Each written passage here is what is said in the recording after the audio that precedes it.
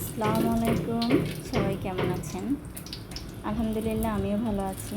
আজকে অনেক দিন পরে আমার মেয়ে খেতে চাইলো পান্তা ভাত দিয়ে।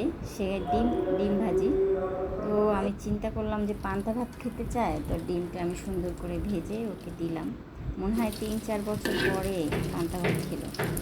আসলে পান্তা ভাত খাওয়াটা যে আমাদের শরীরের জন্য কত উপকার আমরা তো খাইই না।